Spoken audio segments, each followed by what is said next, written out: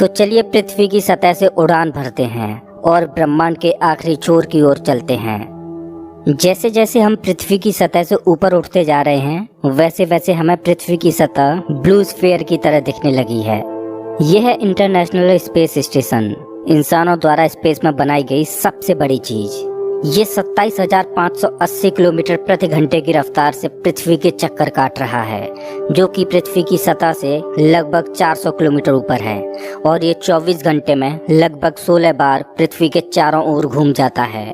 जैसे ही हम international space station से और ऊपर जाते हैं तो हमें इंसानों द्वारा बनाई गई कुछ और चीजें दिखाई देती हैं। सैटेलाइट्स। अंतरिक्ष में इंसानों द्वारा भेजी गई हजारों सैटेलाइट्स पृथ्वी का चक्कर काट रही हैं। सैटेलाइट्स का अंतरिक्ष में एक जाल सा बिछा हुआ है। चलिए और ऊपर चलते हैं। इतने ऊपर से पृथ्वी का नज़ारा तो देखिए, कितना खूबसूरत लग रहा है हमारा ये नीला ग्रह। हम पहुंच चुके हैं चांद के पास। हमसे पहले यहाँ पर 12 एस्ट्रोनॉट्स आ चुके हैं, जिनमें नील आर्मस्ट्रांग पहले व्यक्ति थे जो इसकी सतह पर उतरे थे, और उनके पैरों के निशान आज भी चांद की सतह पर देखे जा सकते हैं। चांद पर कोई वायुमंडल नहीं है, इस वजह से ये निशान सदियों तक ऐसे ही बने रहेंगे। हम अभी अपने घर से लगभग 4 लाख किलोमीटर दूर हैं और चंद्रमा से हमारा ग्रह कुछ इस तरह का दिखाई देता है। ऐसा लग रहा है जैसे अंतरिक्ष में एक ब्लू मार्बल रखी हो। चांद की सतह एक बैटल फील्ड की तरह लग रही है, जिसने पिछले अरबों सालों से कॉमेट्स और एस्ट्रॉइड्स की मार को झेला है। चांद का कोई वायुमंडल नहीं है जो कि कॉमेट्स या एस्ट्रॉइड्स को स्पेस में ही जला दे। सौभाग्य से हमारी पृथ्वी का वायुमंडल है जो हमें स्पेस से आने वाले खतरों से बचाता है। चलिए अंतरिक्ष में एक लंबी छलांग लगाते हैं। ये है हमारे सौर मंडल का सबसे चमकीला ग्रह वीनस। इसको पृथ्वी की छोटी बहन बोला जाता है क्योंकि ये पृथ्वी की ही तरह रॉकी प्लैनेट है, जिसकी ग्रेविटी लगभग पृथ्वी के ही समान है। लेकिन ये ग्रह एक नर्क की तरह है क्योंकि इस पर होती है भयंकर बारिश, पानी की नहीं बल्कि एसिड की। इसके एटमॉस्फेयर में जो बादल दिखाई दे रहे हैं वो सल्फ्यूरिक एसिड के हैं। हमारे सौरमंडल में सिर्फ वीनस ही एकमात्र ऐसा ग्रह है जिस पर सबसे ज्यादा ग्रीन हाउस इफेक्ट होता है। सूर्य की गर्मी इस पर आती तो है लेकिन वापस नहीं जा पाती, जिस वजह से हीट इसके एटमॉस्फेयर के अंदर ट्रैप होकर रह जाती है। यही कारण है कि शुक्र ग्रह हमारे सौरमंडल का सबसे गर्म ग्रह है, जिसका तापमान 465 डिग्री सेल्सियस है।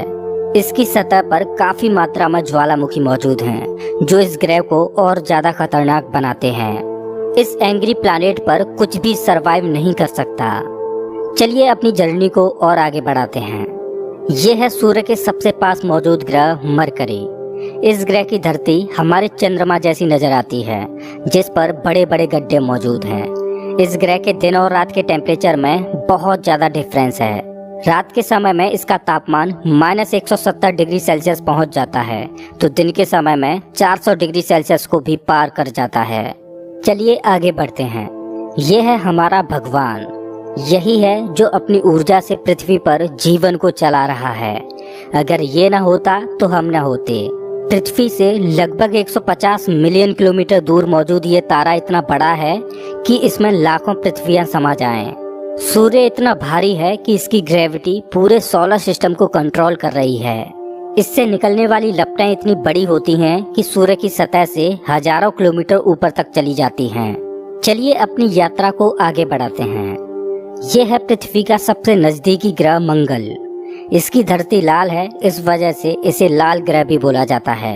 वैज्ञानिक मंगल ग्रह के बारे में जानने के लिए बड़े ही उत्सुक हैं, क्योंकि वैज्ञानिक कहीं ना कहीं ये अनुमान लगाते हैं कि मंगल ग्रह हमारा पास्ट है। वैज्ञानिक मानते हैं कि अतीत में मंगल की धरती पर जीवन फला फूला होगा।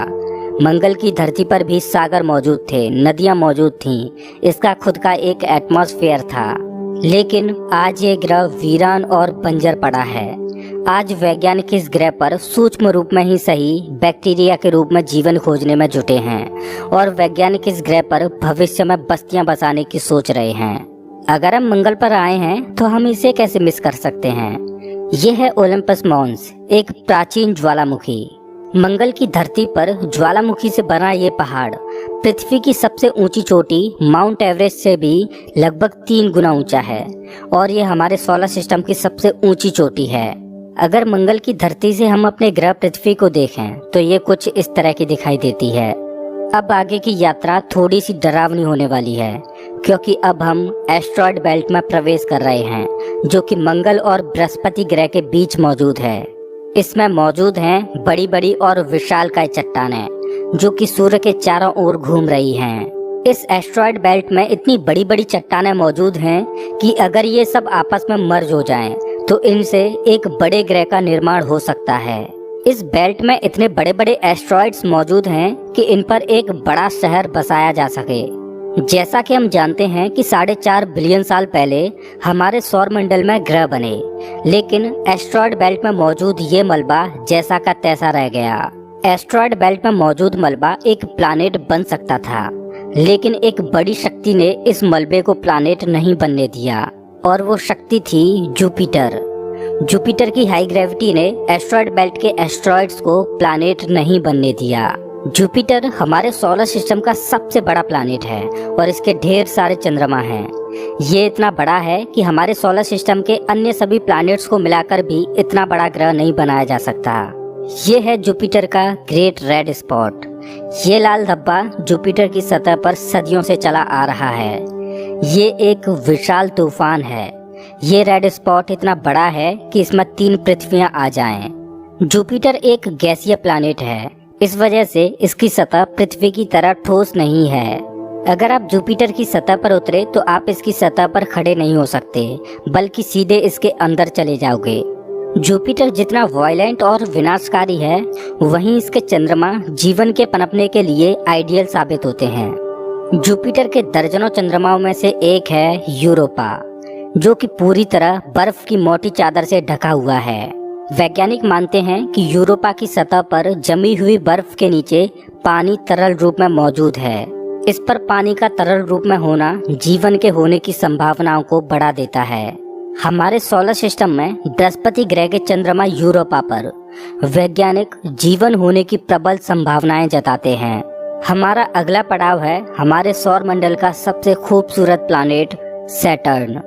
शनि ग्रह के छल्ले इसकी सुंदरता में 4 चांद लगाते हैं, जो कि इसकी सतह से लाखों किलोमीटर ऊपर तक फैले हैं। शनि ग्रह को अपने सोलर सिस्टम का ताज माना जाता है। ये है शनि ग्रह का एक चंद्रमा टाइटन। इसका खुद का एक एटमॉस्फेयर है, इस पर हवा है, बारिश होती है, यहाँ तक कि इस पर ऋतुएं भी बदलती हैं। इस पर नदियाँ और सागर मौजूद हैं। ये चंद्रमा देखने में लगभग पृथ्वी की ही तरह है, लेकिन इस पर जो नदियाँ और सागर हैं वो पानी के नहीं बल्कि लिक्विड नेचुरल गैस के हैं।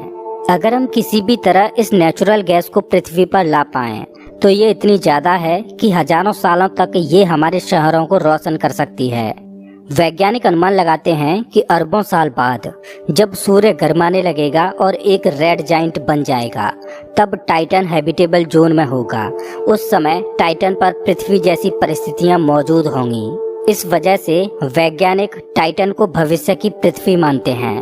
अभी हम अपने घर से इतने दूर आ चुके हैं कि यहाँ से हमारी पृथ्वी एक डॉट की तरह दिखाई देती है। अब जैसे जैसे हम अंतरिक्ष की गहराई में और आगे बढ़ते जाएंगे, वैसे वैसे पृथ्वी हमारी आंखों से ओझल होती जाएगी। हमारा अगला पड़ाव है यूरेनस। प्राचीन समय में यूरेनस और नेपच्यून के बारे में कोई भी जानकारी नहीं थी, जब तक कि टेलीस्कोप का आविष्कार नहीं हुआ। हमारी सौर व्यवस्था का सबसे आखिरी प्लैनेट है नेपच्यून।